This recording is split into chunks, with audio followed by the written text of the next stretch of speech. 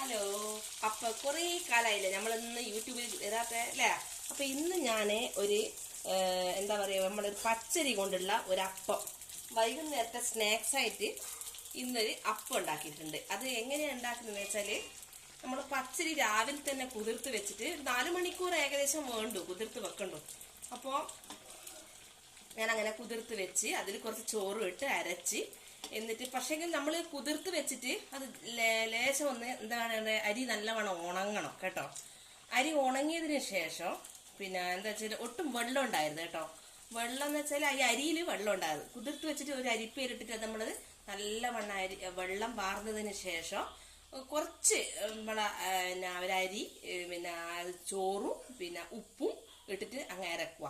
മിതമായ വെള്ളം വെച്ചിട്ട്, അധികം എന്ന് വെച്ചാൽ ലൂസ് അതിന്റെ പരുവത്തിലായാൽ നമുക്ക് ഇത് കോരിയിട്ട് നമ്മൾ എന്താ പറയുക നെയ്യപ്പം പോലെ പൊന്തി വരാനുള്ള സാധ്യത ഉണ്ടാവില്ല. അതുകൊണ്ട് എന്ത് ചെയ്യുക, നമ്മുടെ അതിന്റെ ഒരു ഈ പരുവത്തിലായിരിക്കണം. എന്താ വെച്ചാൽ ഇത് കട്ടിയായിട്ട് ഈ പരുവത്തിലായിരിക്കണം. കണ്ടോ, ഇതുപോലെ. അതായത് അധികം വെള്ളമാക്കാണ്ടുള്ള ഒരു മീഡിയം ലെവലില്. അപ്പൊ അങ്ങനെ നമ്മൾ കണ്ടോ അപ്പം കണ്ടോ പൊന്തി വരുന്ന കണ്ടോ നിങ്ങള്. അപ്പൊ ചില ആള് ചോദിക്കൂ, പിന്നെ വെളിച്ചെണ്ണ ഒരുപാട് ഇതിന് കുടിക്കൂലേ? പക്ഷെ ഇല്ല, നോ. അതായത് എന്തുകൊണ്ടാന്ന് വെച്ചാൽ പച്ചരി നമ്മൾ എന്ത് ചെയ്യാ, വെള്ളമില്ലാണ്ടല്ലേ അരക്കുന്നത്. അപ്പോ ഇങ്ങനെ ഒട്ടും വെളിച്ചെണ്ണയൊന്നും കുടിക്കില്ല. അപ്പൊ നല്ല ഇത് ഞാൻ ഇതിന് ഉള്ളൊരു കറി ഉണ്ടാക്കിയെന്ന് വെച്ചാൽ ചിക്കൻ കറിയാണ്. അപ്പോ ചിക്കൻ കറി കണ്ടോളൂ, തേങ്ങ വറുത്തരച്ച് ഇപ്പം ഉണ്ടാക്കിയതാണ്. അപ്പൊ ചിക്കൻ കറി.